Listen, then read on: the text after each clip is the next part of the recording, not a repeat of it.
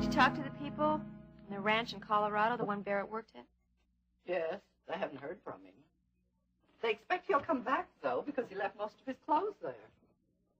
Maybe they'll stop there on their way to Montana. That is, if they go to Montana.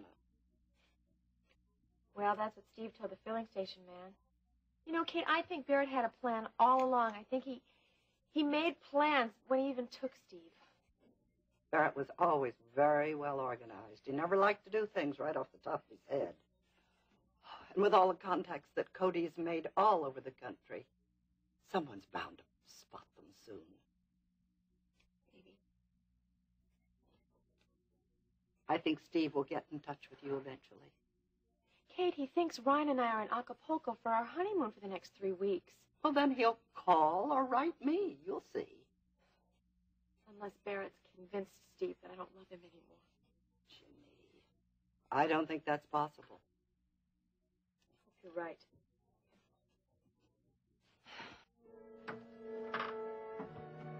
Was that Ryan on the phone? Yes. The Colorado Highway Patrol has spotted Barrett's car just outside of Denver. They're double-checking now, and they're going to call us back as soon as they know anything. Maybe Barry and Steve will head back to that ranch. Well, I don't know. They're going to... Ryan's called the ranch and alerted them, so they're going to call us if the Barrett shows up. Well, that's good news. I know, but I just don't want to get too excited because I'll be disappointed, so I haven't even made reservations for Denver yet until I'm sure that they show up there. That's sensible. And besides, Rena told us that we could use Stryker's airplane anytime we wanted to. Let's go riding, huh? Okay. I'll go get Lurleen.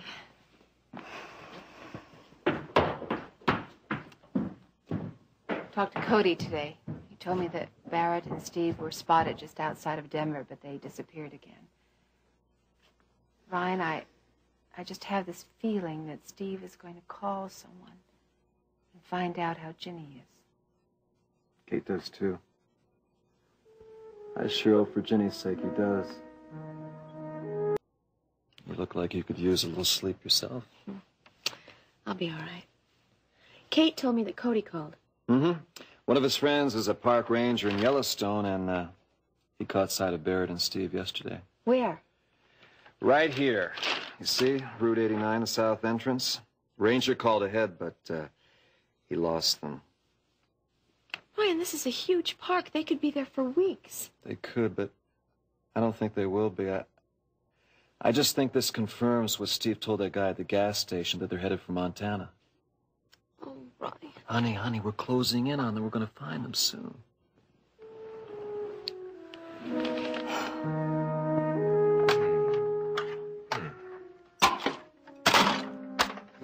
You ain't got breakfast to hold you for a couple hours while I go into town? Can I come along? No, not this time. I got to talk some business with my friend. See if we can't get ourselves set up with a job on his ranch. I don't see why we have to go through Yellowstone Park so fast. Saw Old Faithful, didn't we? Yeah, I know. Now, look, son. I know we kind of rush things, but we can always go back. We're going to have plenty of time to see Yellowstone and Little Bighorn and the Grand Tetons. And when? just as soon as we get settled down.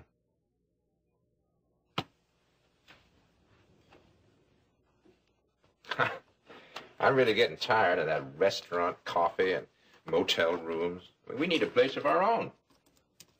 Yeah, I guess. We got to get you enrolled in school. Get you playing basketball again. Now, you can't tell me that you don't miss playing basketball. What I really miss is Buddy and Grandma and Mom. Well, I can assure you that your mother probably doesn't miss you. She's off in Acapulco with Ryan Connor, having the time of her life. But we don't need her. Do we, son? Hey, come on now. Give me a smile. You just forget all about that. Concentrate on helping me to make a new life for the two of us together. Okay? It shouldn't take too long, no more than an hour or so. Sure you'll be okay? Yeah, I can watch TV or read. Well, I'll leave the key here, just in case you feel like going for a walk around the motel. There's a pretty good newsstand in the lobby. I'll tell the man that if you want some magazines, you can just charge them to the room, okay? Okay. What's wrong? You seem awfully quiet. I'm homesick. Well, that's what I'm going in to see my friend about.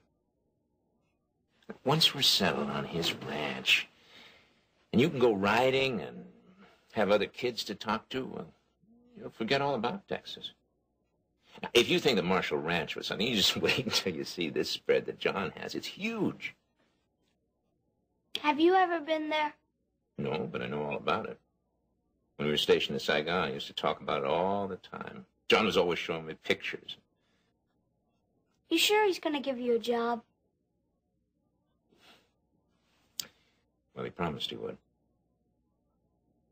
It's all going to work out. Come on, kid. See you in about an hour, all right?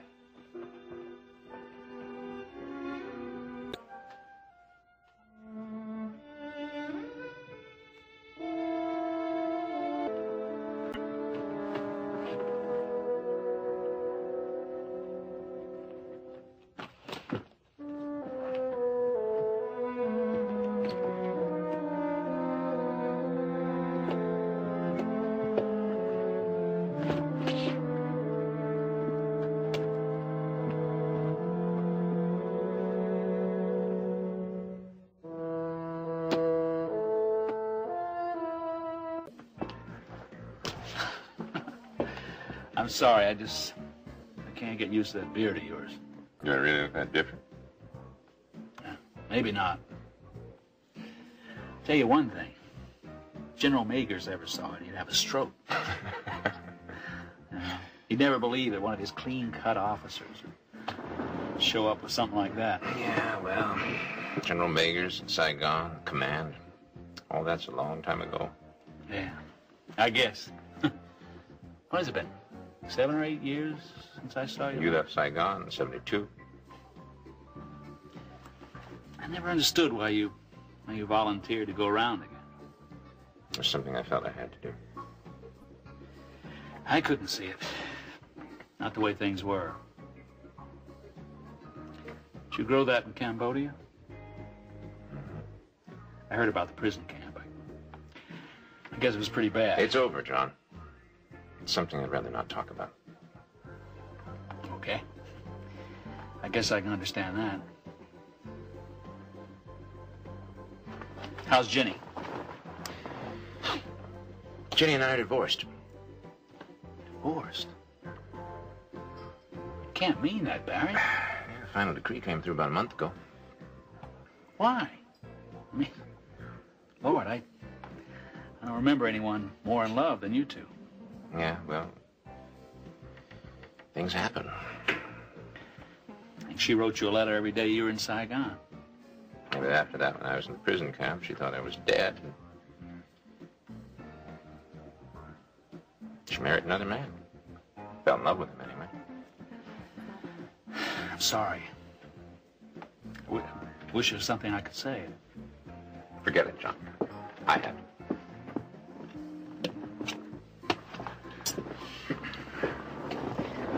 You have a boy, don't you? Steve. He's with me now. His mother doesn't want him, so, It's really all come down on you, hasn't it? I manage. Only right now, what I need is a job. Yeah. What I need to do is make a clean break. Get rid of all those Texas memories. Get on with my life. Need to settle down, make a home. Help Steve deal with doing without his mother.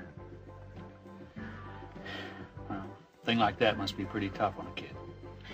Well, it's not easy. He's a bright boy. I think he's adjusting pretty well.